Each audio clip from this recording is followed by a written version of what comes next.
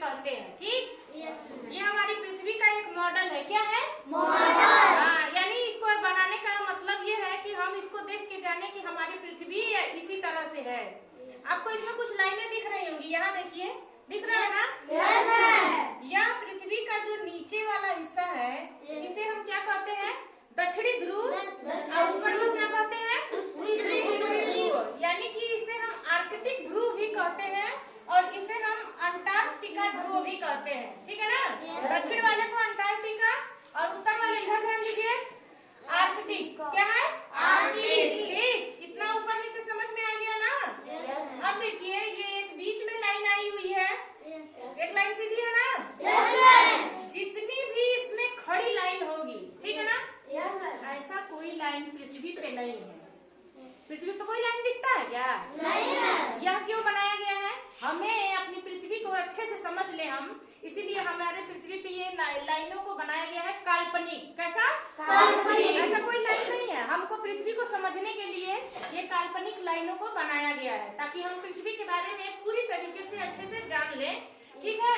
तो ये जो खड़ी लाइन है इसे हम क्या कहते हैं? जितनी भी खड़ी लाइनें हैं, दिख रही है खड़ी खड़ी, इसे हम कहेंगे देशांतर रेखा। क्या कहेंगे? देशांतर रेखा।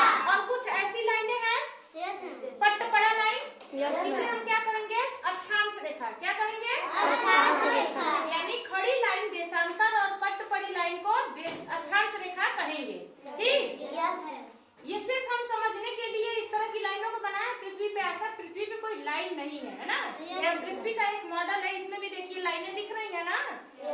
अब देखिए यह जो बीच की लाइन है इसे हम ग्रीनविच लाइन कहते हैं। कौन सी लाइन? लाइन। ठीक है ना? अब देखो यह बीच वाली जो पट्टपड़ी है ना, ग्रीनविच लाइन किसे कहेंगे? जो यहाँ से लेकर के नीचे तक, उत्तरी से दक्षिणी तक है ना, बीच वाली, इसे हम ग्रीनविच रेखा कहेंगे। और जो बीच में पट्टपड़ी लाइन है, दिख रही है, इसे हम क्या कहेंगे? भूमध्य रेखा। भूमध्य रेखा को जीरो अक्षांश भी कहते हैं, जीरो अंश अक्षांश भी कहते हैं। ठीक है ना? हाँ, यह जीरो इसको माना जाता है यहाँ से। ठीक, अब देखिए यहाँ के नीचे जितनी भी लाइन है, ये दिखा रहे हैं ना एरो से? यानी कि भूमध्य रेखा से जो भी दक्षिण की तरफ लाइन है, पूरी लाइनों का जाल, खड़ा बेड़ा सब, उसे हम क्या कहेंगे? मकर रेखा। यानी कि खाली भूमध्य से और दक्षिणी तक की रेखा को, ये सब कितने में आएंगे?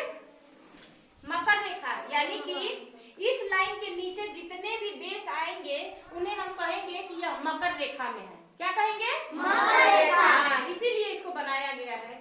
अब इस भूमध्य रेखा से लेकर के और उत्तरी ध्रुव तक ये जितनी भी लाइनें हैं, खड़ी और पट्ट दोनों, ठीक, इन्हें हम क्या कहेंगे? कर्क रेखा। अब इसमें जितने भी देश आएंगे उन्हें हम क्या कहेंगे? यह कर्क रेखा में पड़ता है देश। क्या कहेंगे? कर्क रेखा में। अब देखिए यह अपना है भारत। ठीक है ना? अपने भारत देश से कर्क रेखा होके गुजरती है ना? हाँ, इसीलिए इन लाइनों को बनाया गया है। अब देखिए पृथ्वी थोड़ी सी झुकी हुई है। कितना अंश? 23.5 अंश अक्षांश ये थोड़ी सी झुकी हुई है। इसमें भी दिख रहा है ना झुका हुआ? Yes ma'am. सीधा दिख रहा है कि नहीं? थोड़ा झुका दिख रहा है ना? Yes ma'am. यानी ये झुकाव कितना है? 23.5 अंश अक्षांश। कितना? 23.5 अक्षांश। इतना ये झुका हुआ है और इसे हम पूरे नक्शे को कहते हैं ग्लोब। क्या कहते हैं? ग्लोब।